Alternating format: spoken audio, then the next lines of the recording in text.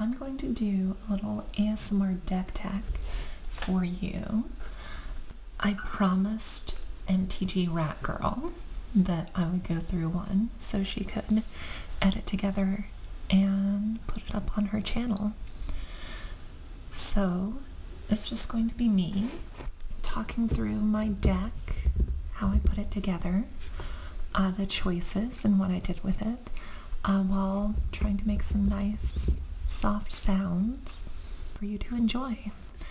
The deck is built around Commissar Loreless, who definitely isn't a Warhammer 40k character, but is in fact the lead singer of 100 Gex. She is a Orzhov 1 white and black legendary human soldier, dumbest girl in the world, who has two abilities. One is leading from the front, so whenever Commissar, that should be Loreless, obviously, attacks, each opponent loses X life, where X is the number of other attacking creatures. And Summary Execution. 2, sacrifice another creature, you gain 2 life and draw a card. So, I was very interested to build around this card.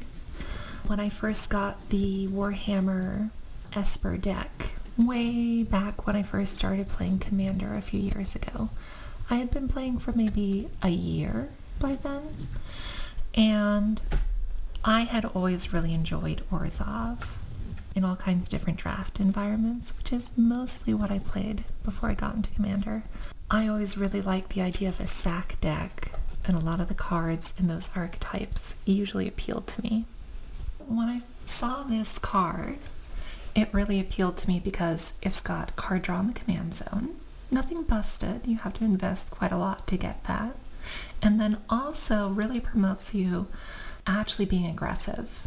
I had built Teza before this, Orzhov Scion, and while I'll always love that deck, it ended up being a very aristocrats combo deck, where I'm trying to fill up the field with drain effects and triggered abilities that make more tokens and then drain out the whole board.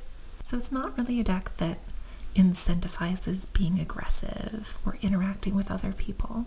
And in fact, aristocrats decks can be pretty uninteractive because you do everything at instant speed. And when you do that, it's very hard for people to stop you. And sometimes people didn't like playing against Teza. So I thought this would be a way to do something that I enjoyed that wasn't as mean and difficult to play against.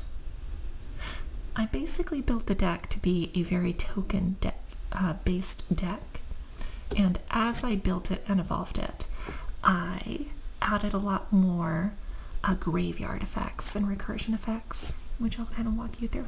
I also, as you'll note, helped keep it thematically consistent by adding a few little 100 Gex themed images on some of the cards.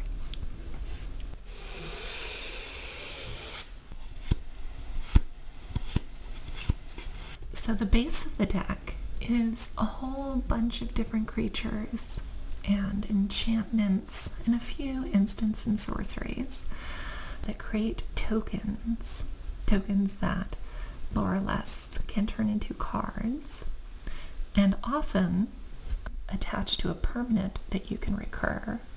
So a nice basic version of this is Orzhov Enforcer, an uncommon 1 and a black human rogue with death touch and afterlife 1, which means when it dies, it makes a 1/1 white and black spirit creature token with flying.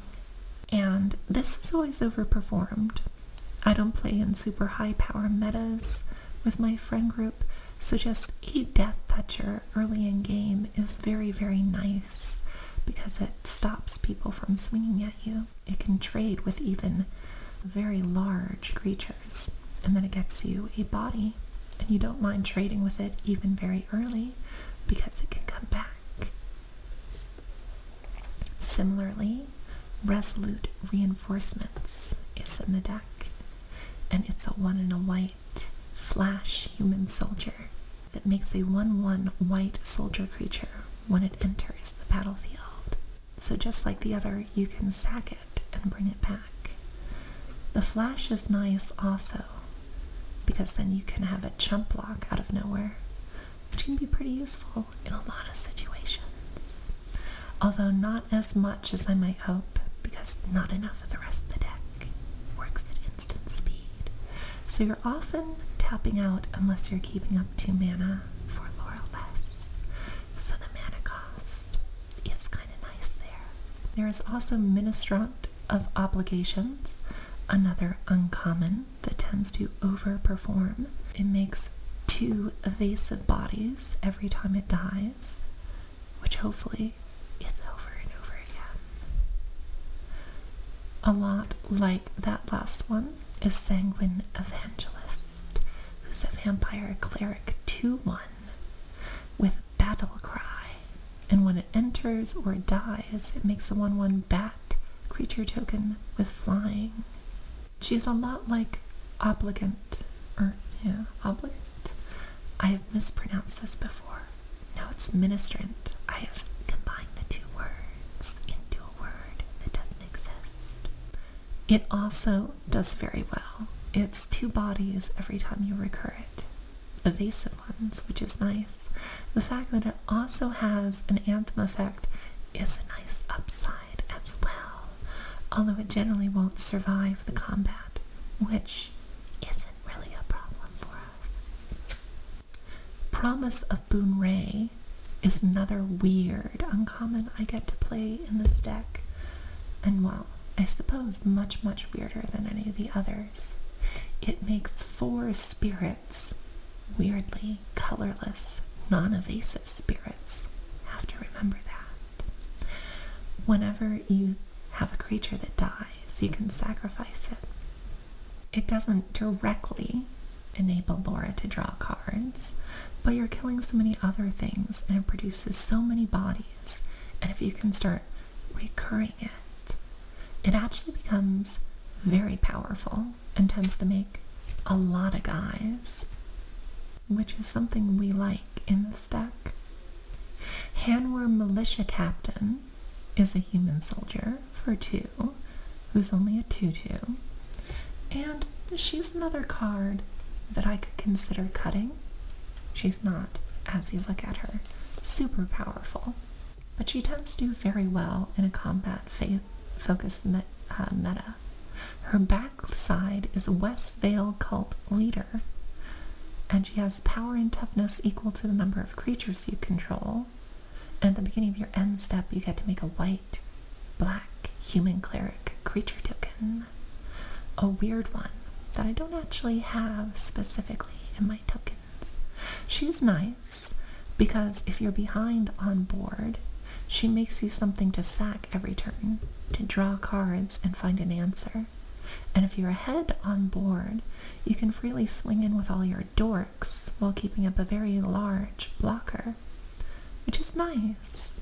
So even though she's not terribly powerful, she tends to do a lot of things the deck really wants, which is nice. Early in game, she can get stuck on her front side, because you do need 4 whole dudes, but there are plenty of draws in which you fulfill that pretty quickly.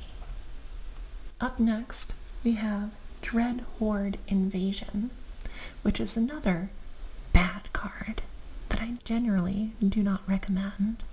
And this would definitely be better replaced with Skrell's Hive or Bitter Blossom, but those are pretty expensive cards, or well, Bitter Blossom is.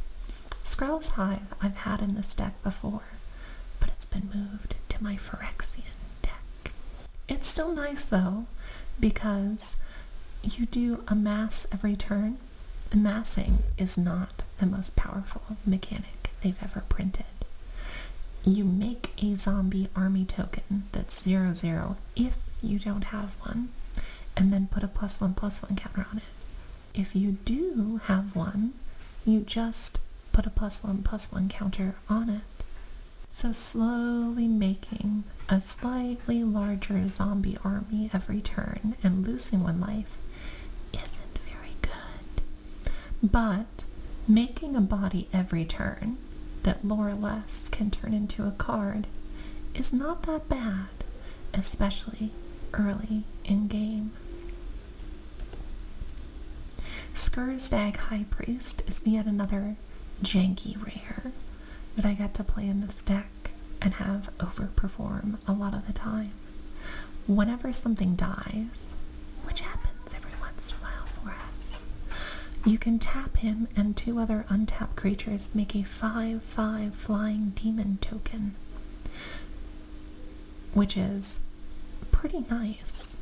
That's a big evasive body that you can make pretty much every turn in this deck. And with token doubling effects, it can become very powerful. Here is a card that should be stronger but tends to perform less well in this deck, Tainted Adversary. And here you can see I have the double feature black and white version, which looks, in my opinion, kind of ugly. I've considered swapping him out, but he is a 2/3 Death Touch body that does sometimes make just an absurd number of tokens. On the bright side, he is nice both early and late game. Early, he's a Death Touch blocker if you need him. Late, he's a mana sink, because when he enters the battlefield, you can pay 3 to put that many +1/+1 counters and twice that many 2/2 decayed zombie creature tokens onto the battlefield. And notice it is enters the battlefield. So if we murder him and recur him later with a lot of open mana, say late in the game when we don't have a lot of cards, we can dump all of our mana into making a whole bunch of decayed zombies for a big swing. Next is a much stronger card, Lord Skitter Sewer King. From the Wilds of Eldraine set, he's a rat noble, and whenever another rat enters the battlefield under your control, exile to 1 target card from an opponent's graveyard. And at the beginning of combat on your turn, create a 1/1 black rat creature token with this creature can't block. So this is again a creature that generates a body every turn, which is nice for Loreless and can make a wide board that can swing in. The fact that they don't block is a pretty significant drawback, especially if you're behind on board. But the added graveyard interaction is nice.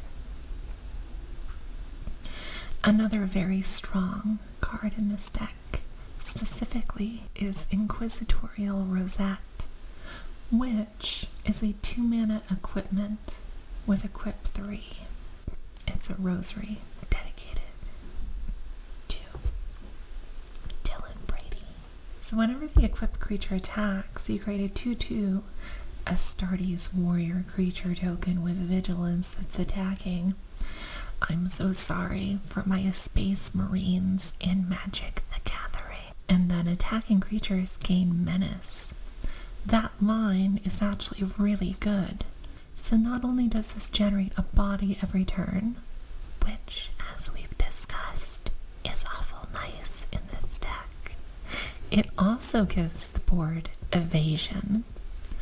Although we haven't seen any other cards that do this yet, giving evasion to our whole board, even if it's one of the worst forms of evasion in Menace, is still very powerful, because Laura wants to swing for her first triggered ability. So anything that lets her and other creature tokens swing in is really good.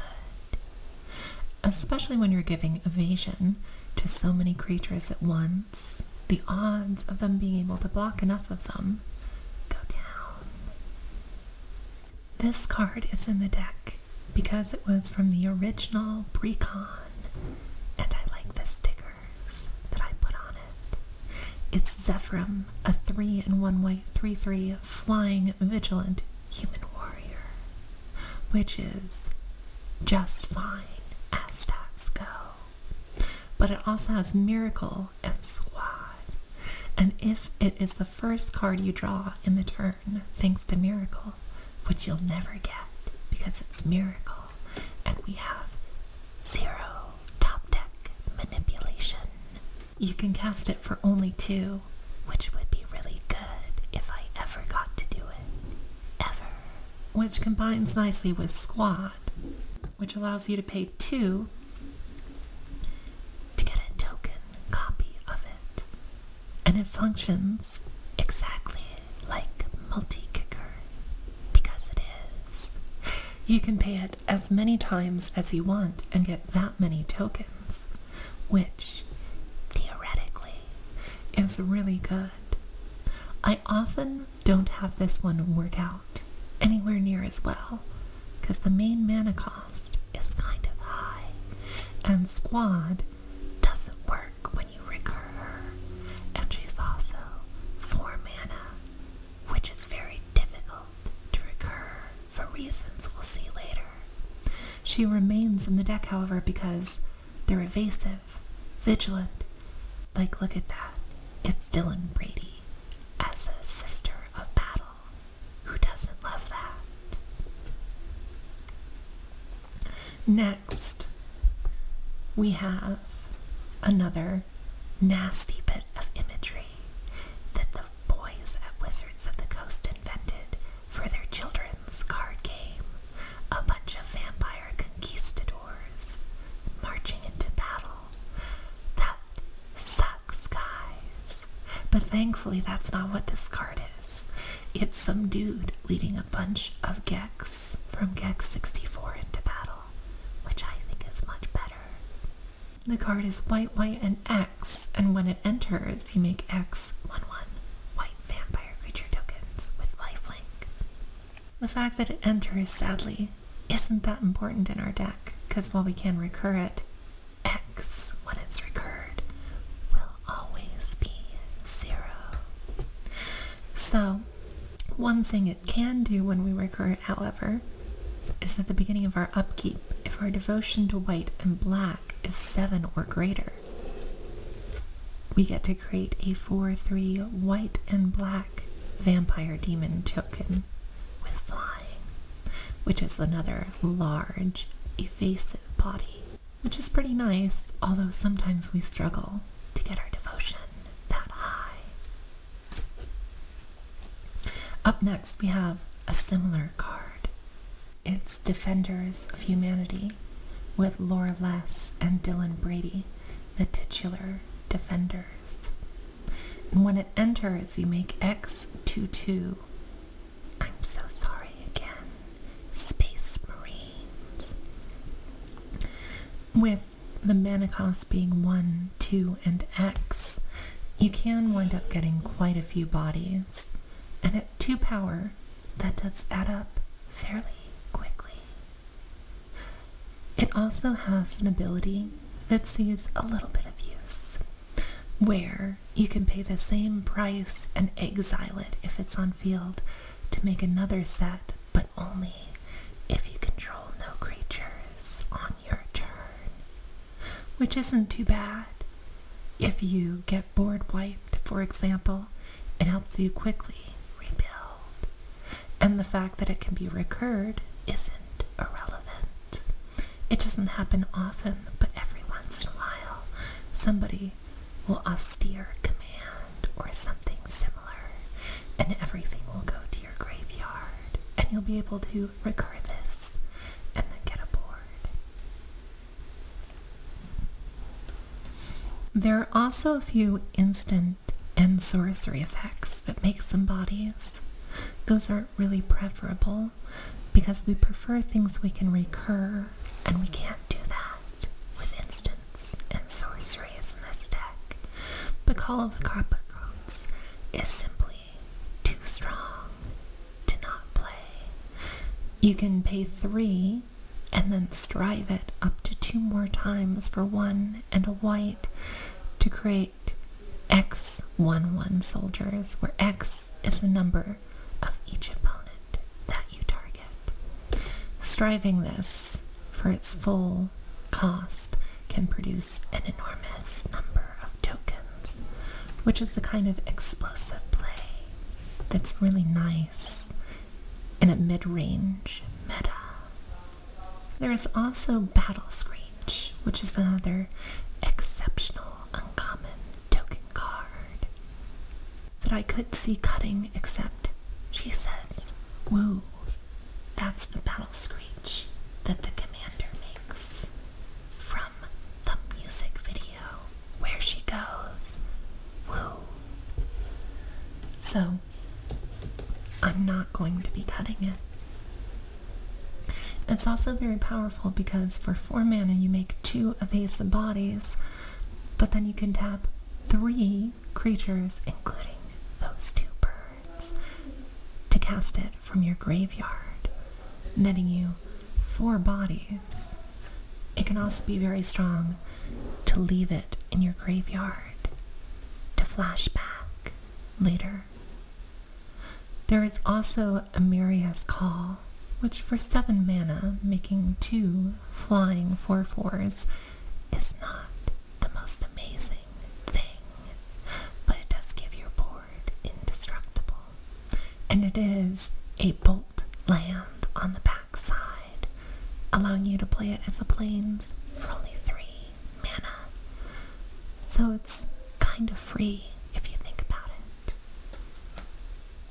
And those are the token producing effects.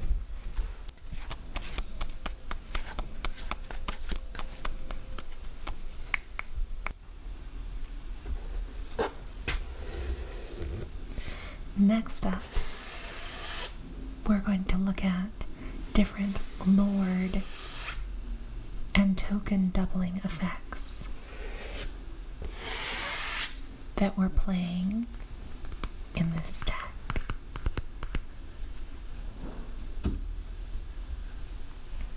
A classic black-white token piece that's seen a few reprints and has happily gone down in price is Sorin, Lord of Innistrad. And I actually have my Dark Ascension copy from way back when. That was one of the first sets I ever played.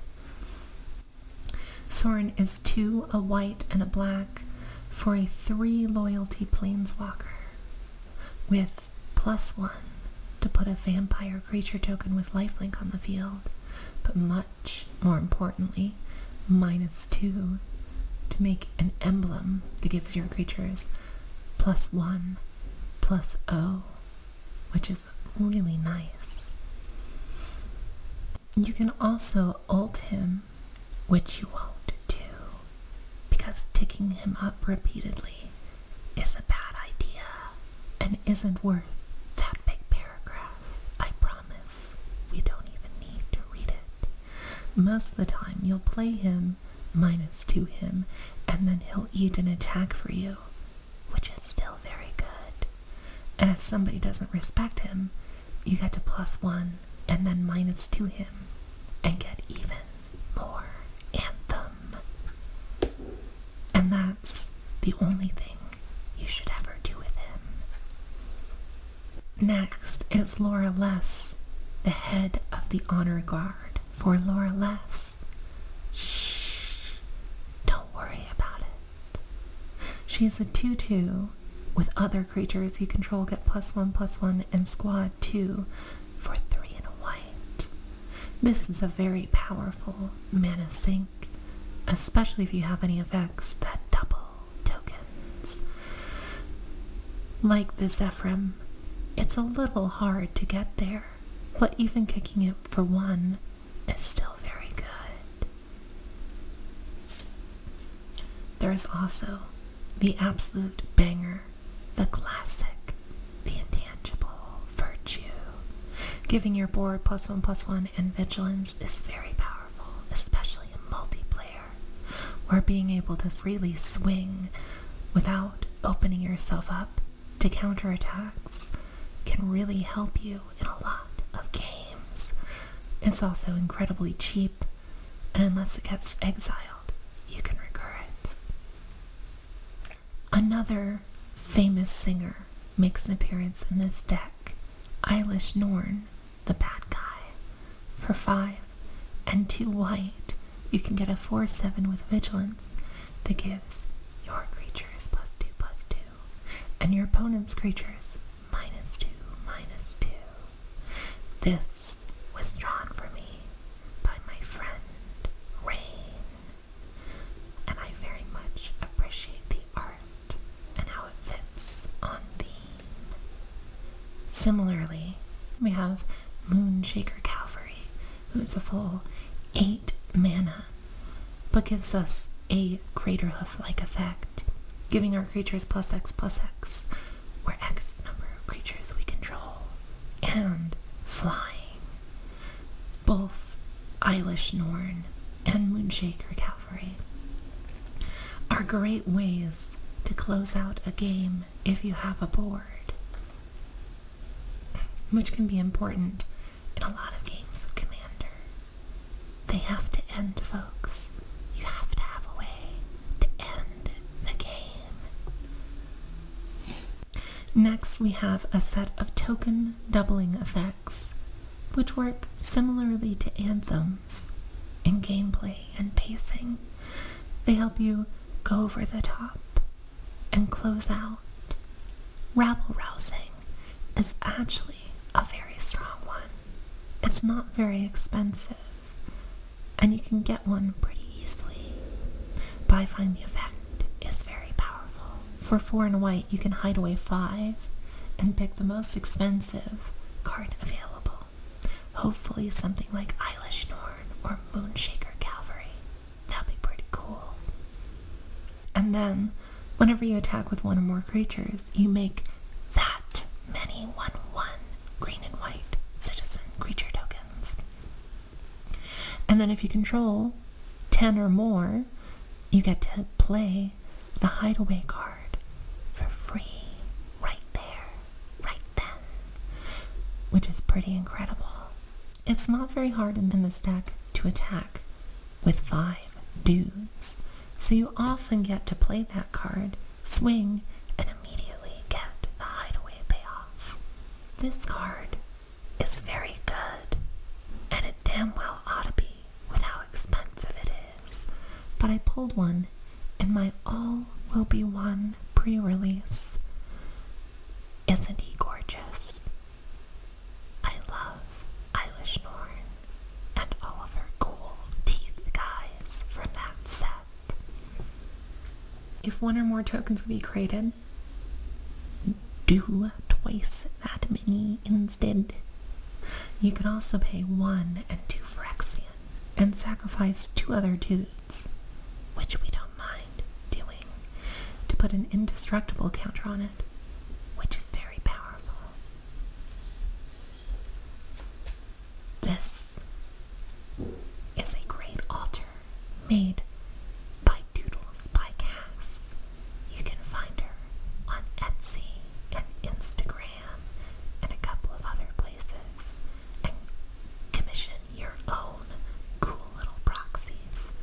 She's also on Tumblr. I'd highly recommend it. This is a proxy she did for me, and it's actually a detail of the Mondrak art. You can see there in the corner how it's kind of a zoomed in version of the same picture, and it's a proxy of Anointed Procession, which you might not be able to read if you don't read Phyrexian, because Cass actually did the research to write out the name in Phyrexian along with the mana cost. For anyone who doesn't know, Anointed Procession doubles the creature tokens you would create for 3 and a white, and it's an enchantment. Next up we have Kaya, Geist Hunter, who's a powerful 3 mana, 3 loyalty, planeswalker, who does a lot of very powerful, relevant things. We can -2 her to get another token doubling effect for that turn. You can +1 her to give your creatures Death Touch until the end of turn, and put a +1/+1 counter on a creature token, which I often forget about, or just select 0 because it's difficult to keep track of. Both of these are very relevant in our deck. Death Touch isn't evasion, but on a board full of tokens, it's almost as good, because if you swing in with a bunch of little dorks and they block, they're trading 1 for 1 with your half or quarter or none of a card, which is a huge advantage. You can also -6 her to do something that I've never done ever with this deck. Next we have a number of effects that aren't lords, but are ways to give your board the ability to swing in, such as Frontline Medic with Battalion, that classic Gatecrash effect. When he swings with at least 2 other creatures, creatures you control become indestructible, and he's 3 mana, 2 and a white, for a 3/3, which is pretty relevant. He also has an effect that I've only used once, because it's mostly designed for Bonfire of the Damned, a standard staple at the time. Next we have another card from the original deck, Company Commander, who's a 2/4 for 2 white and a black, which is sadly 4 mana, which we don't like all that much. But he does make a number of soldier tokens equal to the number of opponents we have when he enters. Usually 3, which is nice to have 4 bodies for 4 mana. And when he attacks, creature tokens or creatures gain Death Touch, which is good for previously discussed reasons. Next up, we get to look at our recursion package. Recursion, which will explain many of the other choices from earlier. Our recursion package is a set of effects that do Sun Titan-like things, and we have around 7 of them, maybe 8. Yeah, 8 of these effects, which is as many as I can get.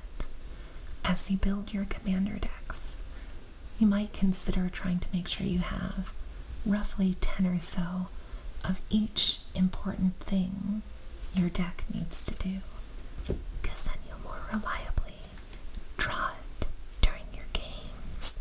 The effect we want in this case is to return permanents from our graveyard to the board.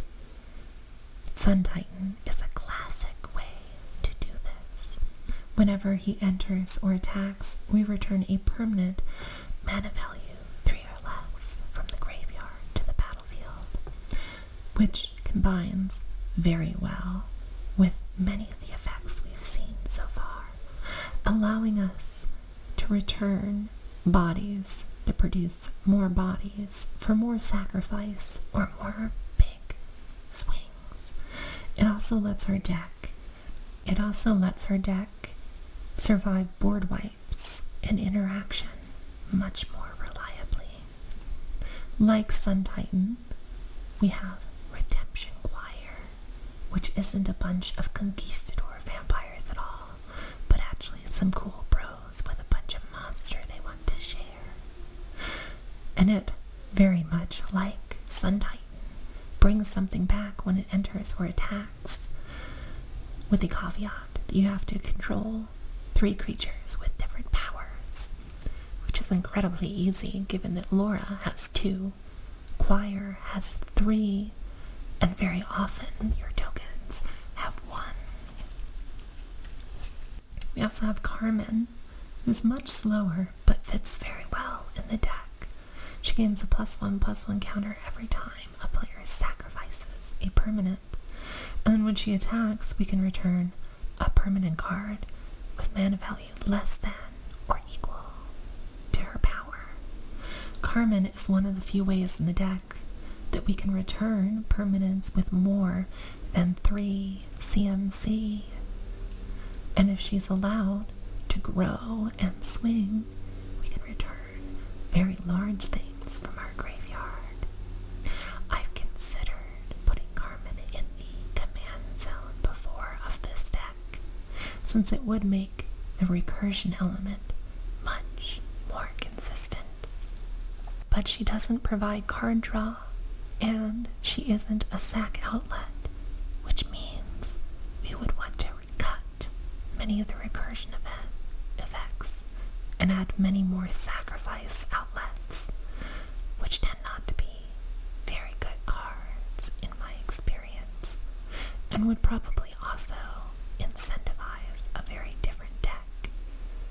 Let me clarify. They're very good cards, obviously. They're some of the best in Magic. I mean, Phyrexian Altar wins games, we all know this, but you know, like, they don't let you swing with a whole board. They're not aggro AF, which is what we're here to do. Okay. Next up, we have our Durgan. It's a Sun Titan Durgan, who can actually resurrect 4-cost permanents as well, which is pretty friggin' cool, although he's not allowed to do lands, which is a dang shame, as we'll see later. But when he enters, he has backup, so he's a 5-mana 3/4 flying, who has the Sun Titan effect, except instead of 3, it's X, where X is his power. So if you back up him, he can have 4 power and be able to resurrect many of the 4-cost cards in our deck, which we often can't recur.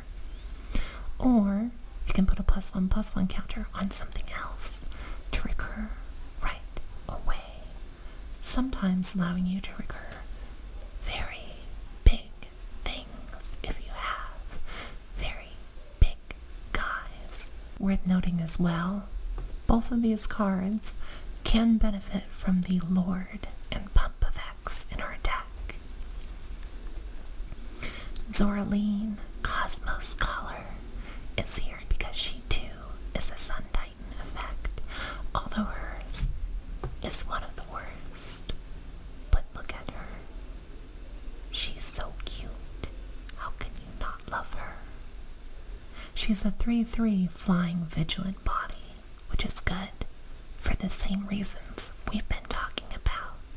And when she attacks or enters, you can pay white, black, and 2 life to Sun Titan, but she puts a finality counter on it, which does mean that infinitely recurring things isn't so much an option with her.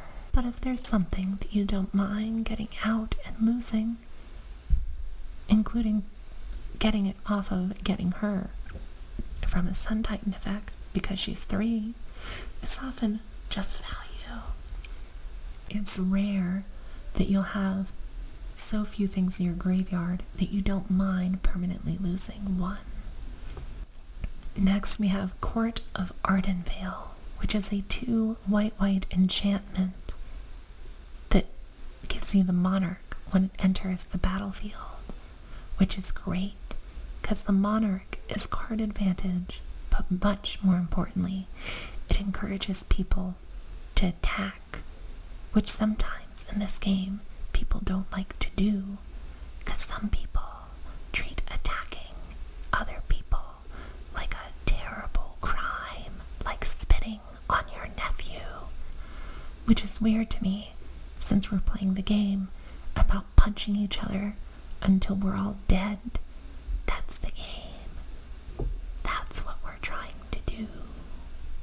But additionally, at the beginning of your upkeep, if you're not the monarch, you can return a 3 CMC card to your hand, or you can put it right on the battlefield if you're the monarch, either of which is perfectly acceptable recursion. Next we have Invasion of Tolvada, which lets us return any permanent from the battle or the graveyard to the battlefield. It's non-battle, but it's the only battle in this deck, so it's anything. That's fairly powerful for 5 mana, but it wouldn't really make the cut if it weren't for the fact that on the back it's a body-generating anthem for tokens that gives everything lifelink. That's pretty bitchin'. Lastly, we have a new card that I'm trying out.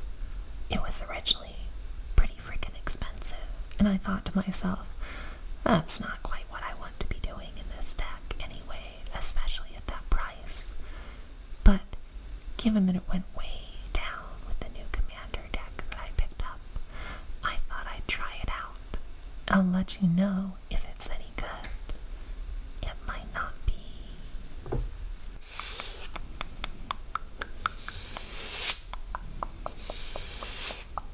That's the core of the deck. That's what we're trying to do. Make a whole bunch of little creature tokens and then swing out to trigger Laura Less with that first triggered ability and drain everybody out. But in this game of Commander, other people will also play their own cards. Shock and horror, I know. Additionally, those cards will also often stop you from doing things. So it's important to have card draw to refill your hand with threats, interaction to stop other people's cards from stopping you, and ramp to make sure you have the mana to do the things you need to do. So we're going to take a look at some interaction next, which you'll see is built to play nice with our recursion package. The first is Soul Snare, which is a 1 mana enchantment that allows us to pay 1 and sacrifice it to exile a creature that's attacking us. This card overperforms a lot in Commander because, in addition to being recurable in our deck, you often get a lot of value out of it without even using it.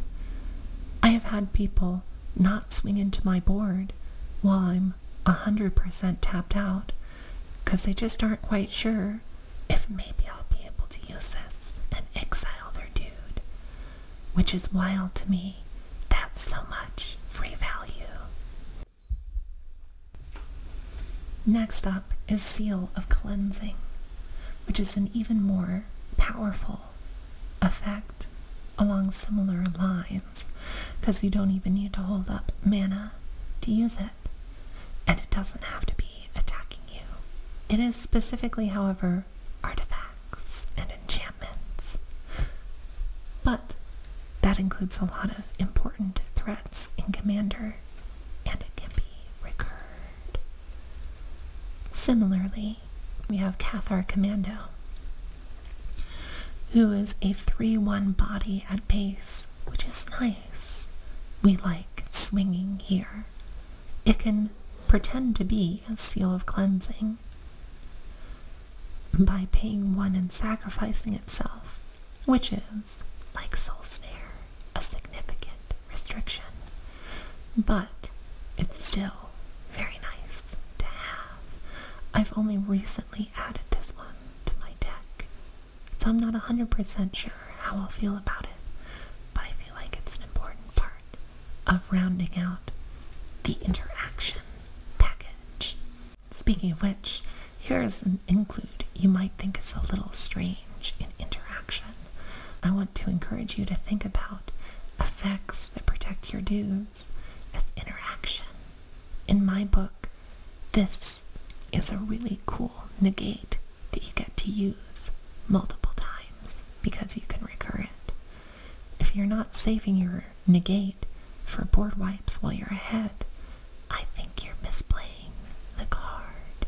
And the fact that you get to cast this early and then pop it when you need it is very powerful. Being a 2/1 evasive body on top of that is nice. Next up, we have Plague Crafter. There are many versions of this effect, but I'm not playing all of them that I can because we're trying to be aggro and not a control deck. But this one is simply very powerful. It makes everyone sacrifice a creature, planeswalker, and even if they don't have one, they still have to discard a card, which is pretty nice. Next up is Boromir, who's basically a 3-mana selfless spirit. Although his 3/3 vigilant body is not irrelevant, he also has a weird line of text that's mostly relevant if somebody's sitting down with a CEDH deck that you shouldn't be playing against. Now, more realistically, there are times in this wacky game of Commander that somebody will cast something without paying any mana, and you do get to counter that. It's not impossible, just very rare. Next up, we have our first Space Marine in the deck, which doesn't have a cute little Loreless face on it because I recently added it back in. I'll have to update that. I think Boromir should probably also be Dylan Brady. But this is a 4-mana 3/3 that enters the battlefield and destroys an artifact or enchantment. And with Squad 2, you can make lots of dudes and destroy lots of enchantments. Next are 3 instant or sorcery effects, which we don't really like, but they're kind of free. The first one is a Bolt Land, which is basically free if you think about it. The next is Kabira Takedown, which synergizes fairly well with our big old board that we want to have.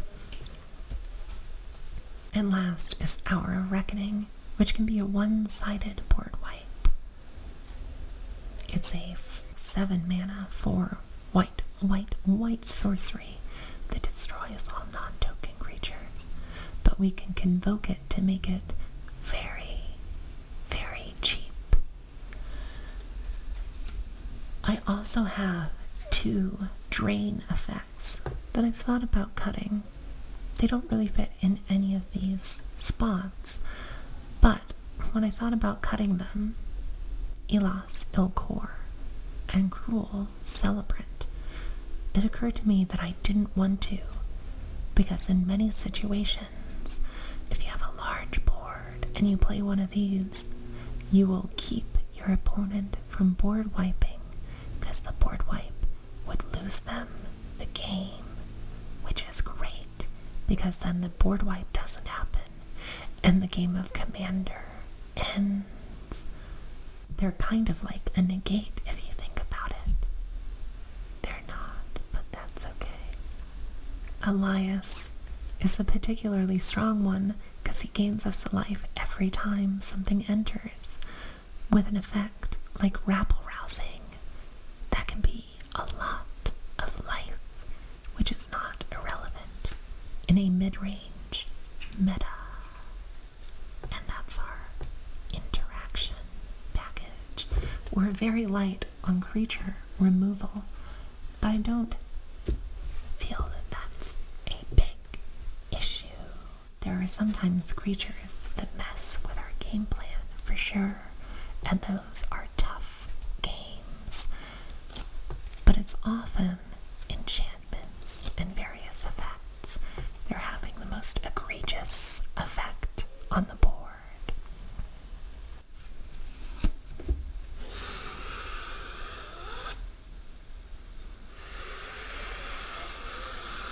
Next, we have our card draw package, which allows us to refill our hand, recover from setbacks, and draw the threats we need.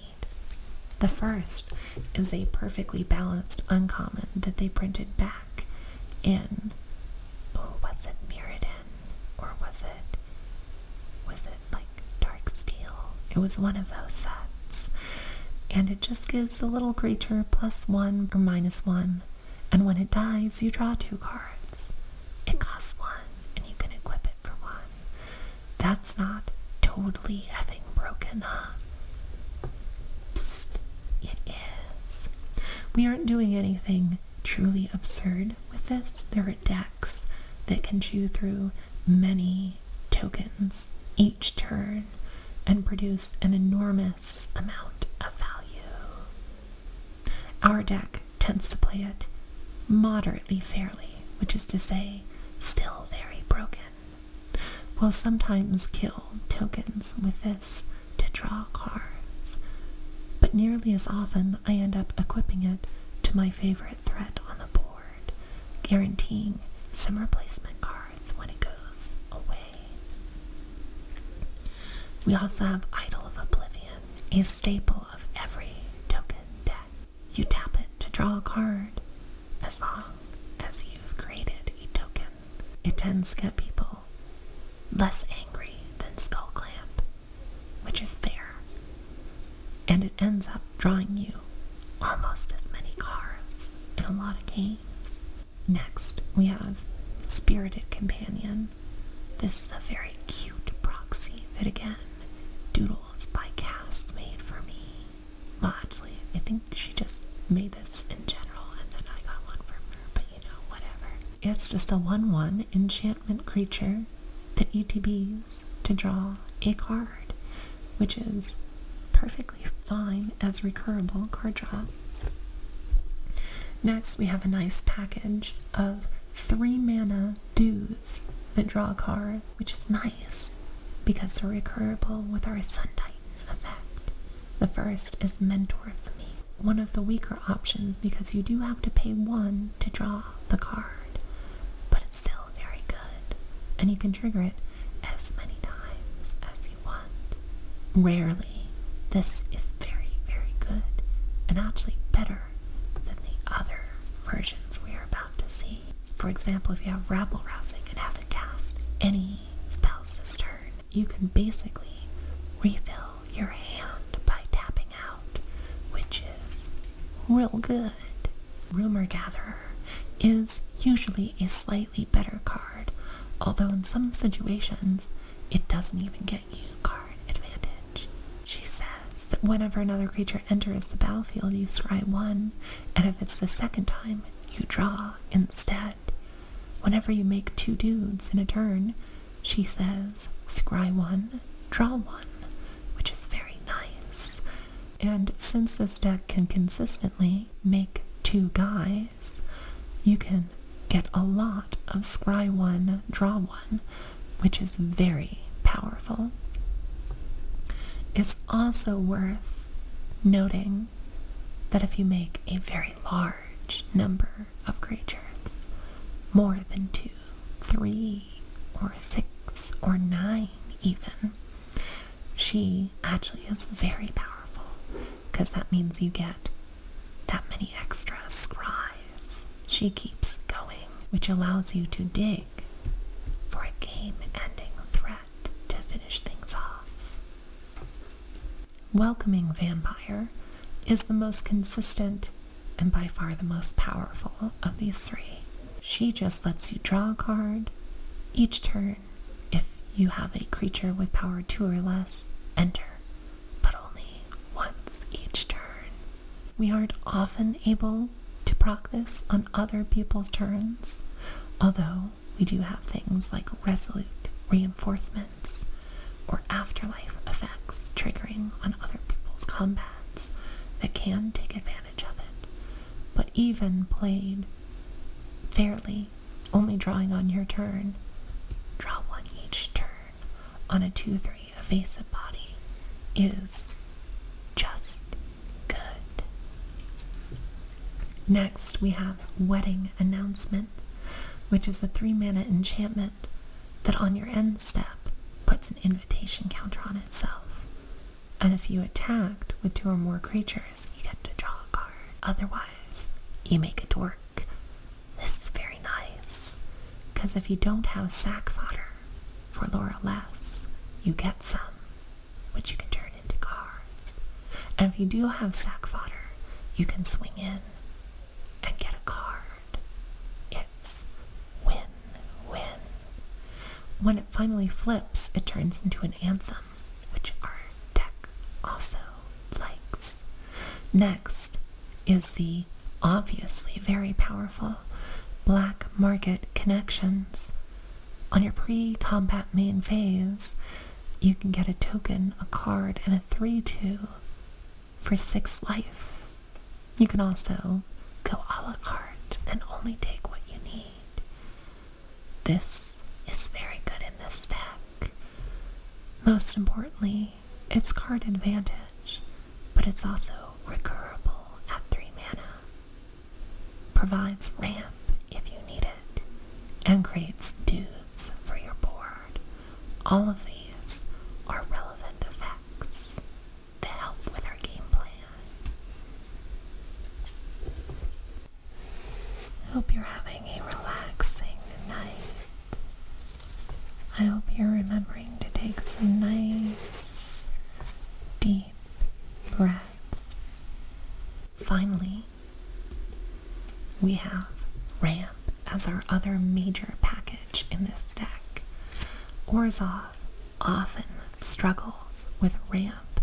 It simply does not have the explosive land-based ramp that colors like green get. It also doesn't have any special synergy with mana rocks like you might have in blue, although blue is also a pretty bad ramp color in many cases. And it doesn't have access to all the awesome treasure effects that we would love to run in this deck with token doublers. Gosh, I'm getting excited just thinking about the busted Mardu things I could be doing instead. But there are some nice ramp options that we get to use. One is Legion's Landing. Not a particularly highly ranked EDH card. It saw much more play in Standard in its day. But I find that it's exceptionally good in this deck. It's a 1 mana recurable enchantment, not that it dies that often, that makes a dude on your first turn, and if you attack with 3 guys, transforms into a land. That's solid ramp. That's 1 land for 1 mana, and it fits very nicely into our game plan. A 1 mana 1/1 is actually not that bad.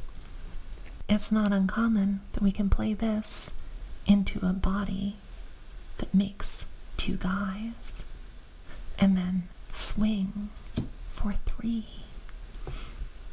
Not always on turn 3, but still, you get the idea. Worst comes to worst, you can play this into a body, into Laura, and get the land, which helps you if you're struggling earlier in the game to catch up on mana. Speaking of catch up, we have a number of catch up ramp effects, which are nice in this deck without land ramp, because we're often behind on lands. Additionally, they are bodies that help us go wide, and they are recurable, which is not bad. Loyal Warhound lets us go get a basic Plains card and put it on the battlefield tapped if somebody else has more lands. It also has 3 power, which is not irrelevant. It's nice. It's a good solid body, even if the basic and coming in tapped is not so good. Knight of the White Orchid is more demanding. It's a slightly better body as a 2/2 first striker than the 3/1 Vigilant. But when it enters, it does the same thing, except you can get a Plains card and put it in untapped, which means dual lands. We are also playing Claim Jumper, which is a 3/3 Vigilant Body. Pretty good for 3 mana, which is still recurable. And if we are very behind on lands, we can repeat the process. So if we're behind 2 or more, we can get multiple lands. I think that's only happened for me once, but still. Next is another catch-up ramp. It's a Gek. It's a 2/1 first strike Vigilant Body, which is very nice. And when it enters, we do the same thing, except it's a Plains card, and we put it in tapped. A nice compromise between the Knight and the Warhound. At 3 mana, it's a little more than you really want for ramp, but it's not bad. We're also playing Soul Ring because it's Soul Ring. Additionally, Arcane Signet, because, and I know this will shock you, it's Arcane Signet. It gets its power from the monster energy. Talisman of Hierarchy is also here to help round out and make sure we can hit enough ramp consistently. Last, we have Wand of the World Soul, which is a 3 mana rock that comes in tapped and only taps for white. That's terrible. But you can tap it to give your next spell Convoke. And with effects like Battle Screech that produce so many dang tokens, that can be wild. Imagine making 4 tokens with Battle Screech, and then untapping with 3 mana, tapping this, and casting Elshnorn. I'm getting excited just thinking about it.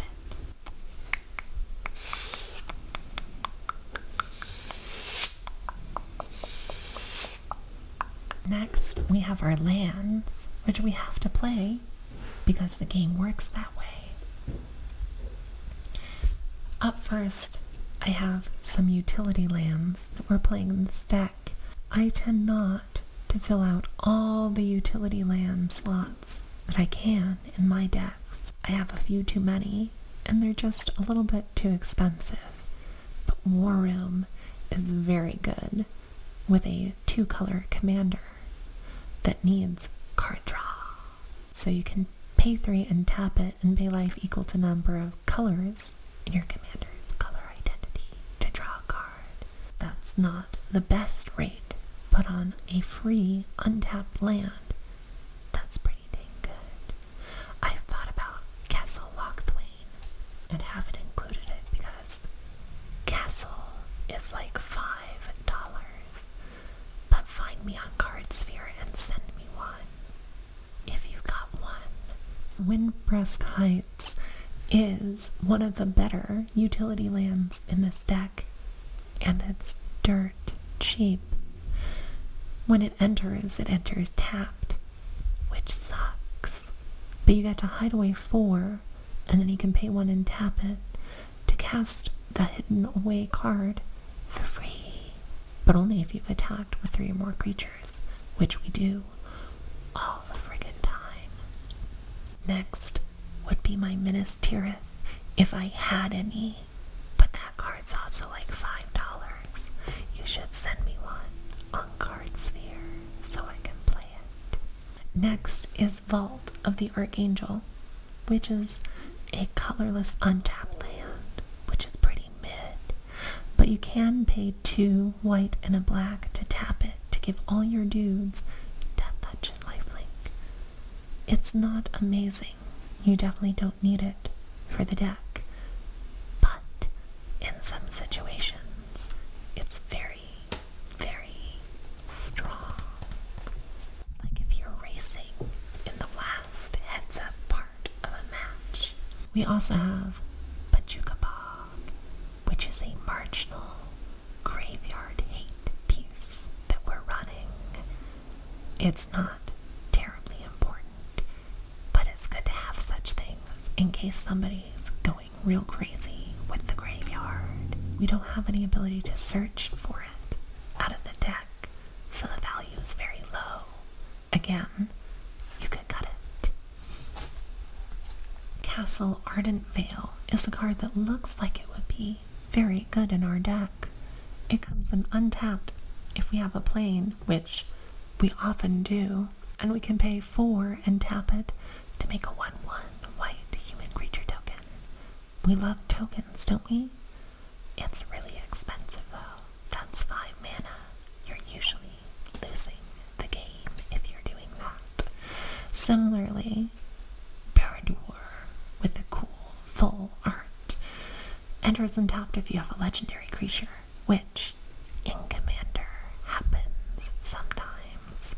And you can pay X and a black and tap it to a Massworks X if something died. I don't do this very often, but it is kind of neat and a nice backup option like Castle. Again, if you want to build a deck like this, it's very marginal. You don't need to worry about it. What isn't marginal is Fabled Passage and Marsh Flats, which actually become very strong with our Sun Titan effects. I've even thought about running some really bad fetch lands. In case you don't know, both of these search our deck for land and put it into play. Fabled Passage only gets basic lands, and they come in tapped if we don't control 4 or more lands. That's okay. We have a lot of basics. We aren't so color intensive that we need dual lands all the time. So it's definitely worth it, especially if we can get it back with Sun Titan. Marsh Flats is obviously much stronger. We have to pay a life, but we can get an actual dual land. This Marsh Flats is a proxy by You'll Never Guess Doodles by Cass. It also comes in the Godless Shrine and Scrubland flavors. Those are obviously very good. From there, we have our dual lands, which I'll just kind of flick through. I am playing Path of Ancestry. It's not necessarily the best in this deck, as there are only some humans. But the free scry has always seemed pretty valuable to me. We also have Vault of Champions, where we keep the monster, and Caves of Koilos, which is always a very strong dual land. Next, Fetid Heath, another great untapped dual land, which in certain situations can actually help fix your mana. After that, we have Shattered Sanctum, which comes in untapped if you have 2 or more other lands. It's a pretty full art foil that I got at Cardboard Diamonds outside Portland for a great deal. Slow lands I like a lot in Commander. It's a slow format that tends to go into the late turns. Having a tap land on turn 1 is often perfectly acceptable. Turn 2, it can hurt though. Isolated Chapel is often untapped in our 2-color deck, and Tainted Field is usually on given the number of basics we have. We also have Orzhov Basilica, which is exceptional with catch-up ramp. I've thought about playing Arid Archway as well, and we'll probably be adding that to the deck. since the mana pips aren't too intensive, and we can use the colorless mana. We also have Shine Shadow Snarl, which is a bad card. That sucks. Wizards, please, I'm begging you, print more enemy colored dual lands. I would love to have a bicycle or a tango land here. Why can't I, Wizards? Where is it? Where'd you hide it? You. Also, I don't have a Desolate Mire. I should have a Desolate Mire. I should get rid of this trash. Lastly, we have our basics. A pile of planes with the original art from the deck. And similarly, swamps, again, from the precon that this was built out of long ago.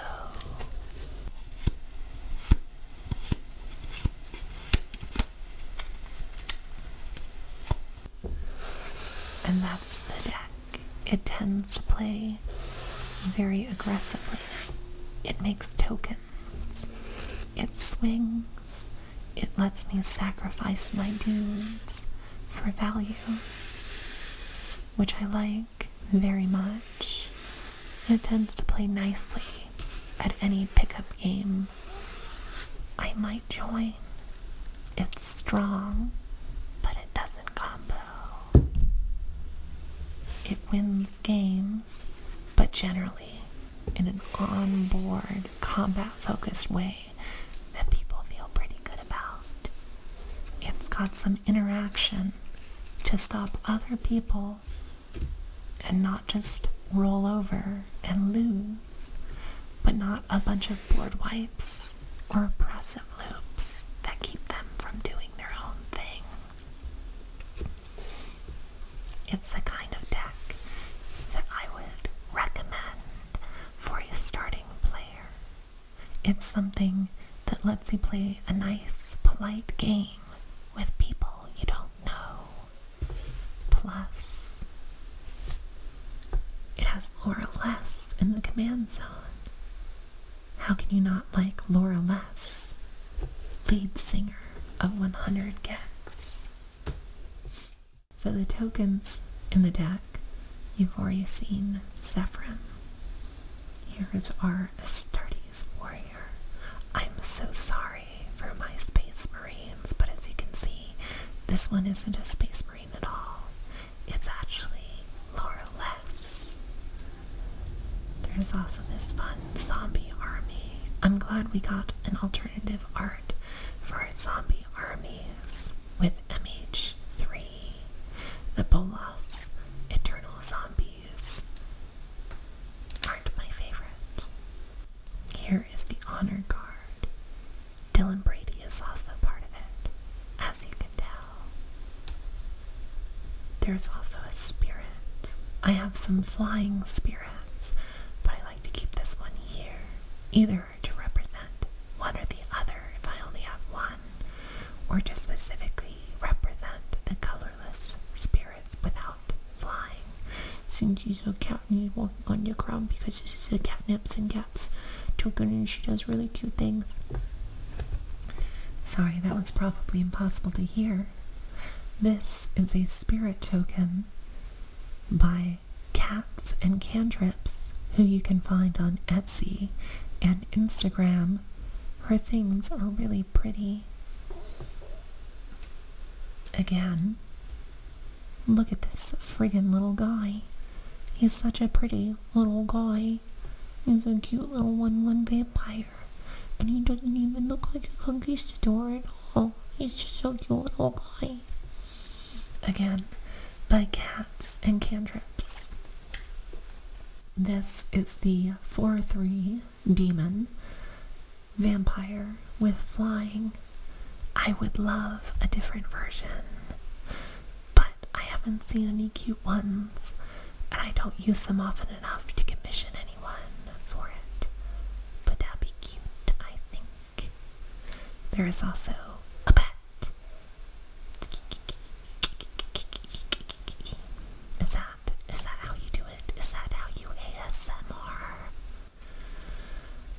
also a vampire on the other side. Here's our 5/5 flying demon. He's so big and demon. It's also the bird token, which is occasionally a problem, but it's overall convenient. There's also some soldiers. We hate those, but we do have to use them sometime. I should probably alter them. It doesn't show up in the deck. Ignore that. Yeah, more soldiers, and that's basically it. That's all the tokens. There is also the deck box. Give me just a moment.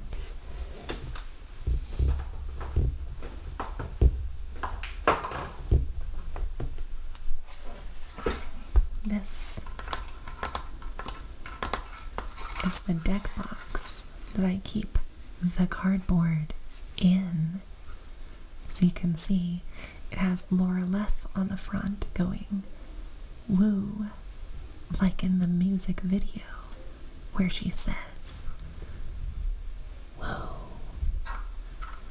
There's also Dylan Brady with some monster and a geck. More wooing on the back. I used to have Command, the Dread Horde, in this deck, even though it wasn't a good card and it didn't fit on theme. But as you can see, it's Command the Geck Horde, which actually is entirely on theme and very funny. Ha ha.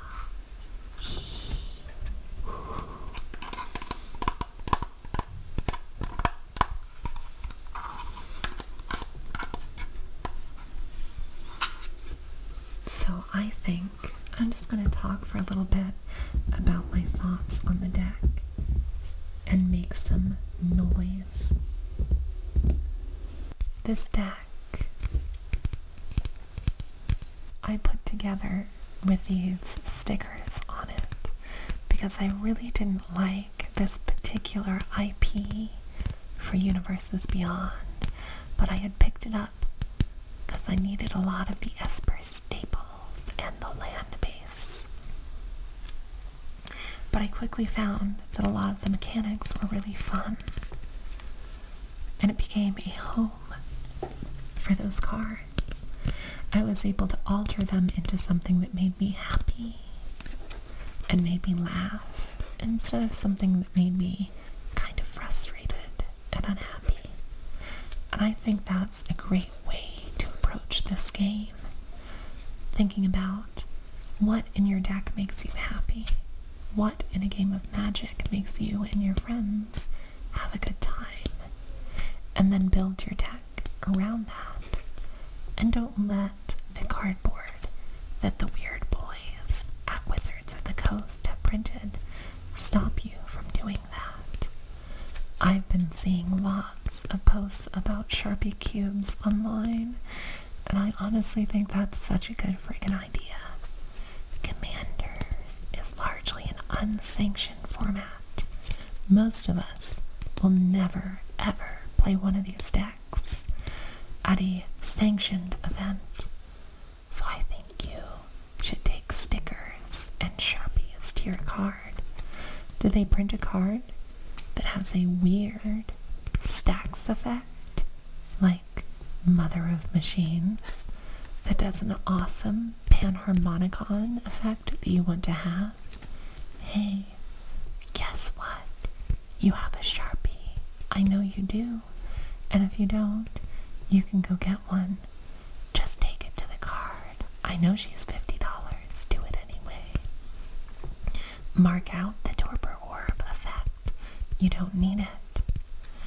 Did they print a card with weird, unsettling imagery calling back to an actual fucking genocide?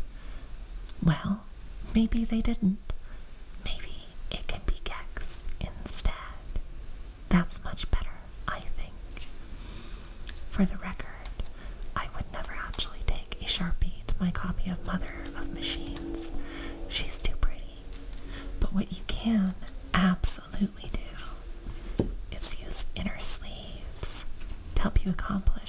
this great and important work.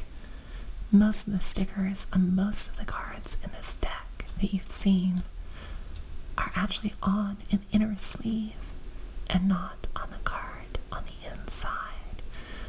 Putting stickers on your cards will damage them and lower the resale value, which we care about because we're very serious about cardboard, right?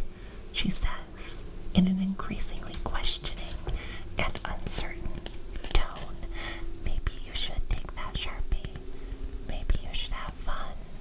Be free.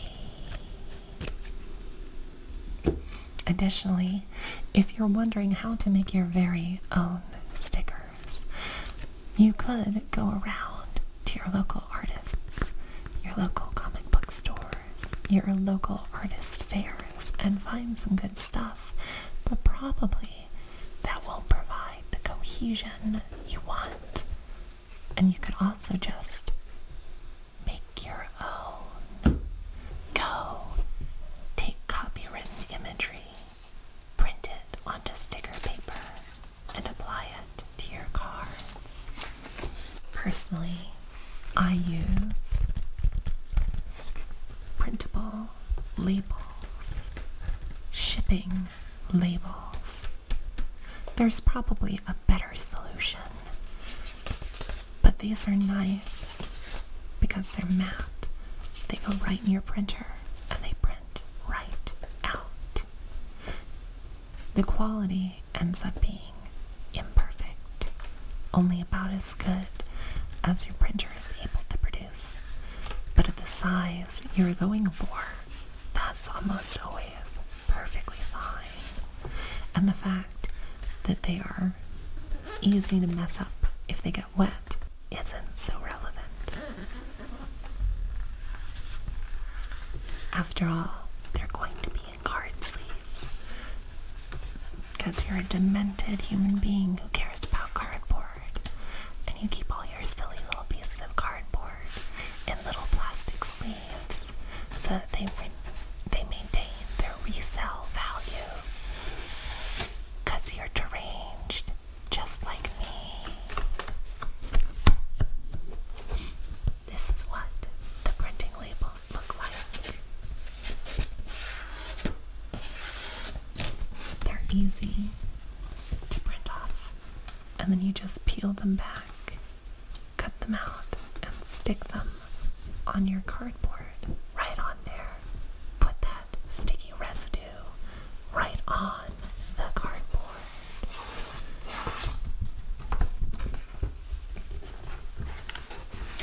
In order to make them, I stole images from the internet and put them into GIMP, a free program that you can get right now for yourself, and begin making quality memes to bring to your local game store. I have several other decks that I've done something similar to. I don't know if this rambling ASMR style was nice or enjoyable or way too long, but I could easily do this for several more decks. So, if that's something that you're interested in, please let me know.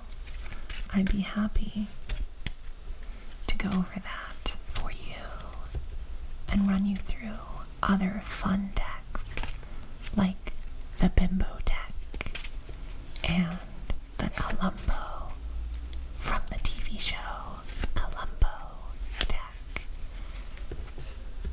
Just let me know. It would also be helpful if you could tell me in the comments if it would be more helpful for me to talk through my process and the deck more, or focus more on nice noises and whispers and do a more consistent job of talking in the nice ASMR voice really, really close.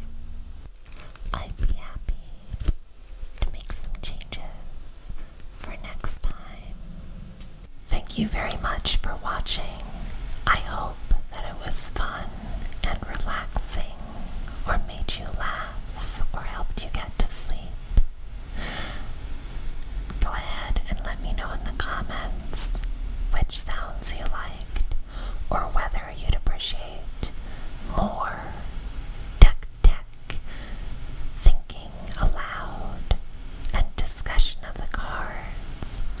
or if you want some more ASMR noises, be sure to follow Doodles by Cass on Instagram and on Tumblr. You can also follow other great artists like Curiosity Bard on Instagram or Original Zen on Twitter. You should go commission some of those folks and get cool proxies. You can also go onto MTG Girls Patreon and subscribe there to help support the channel, as well as share these videos with your friends and let people know about them. I also have a Tumblr that's Let Live In, but I don't talk about magic there. It's just a bunch of smut. So only go there if you're interested in adult content.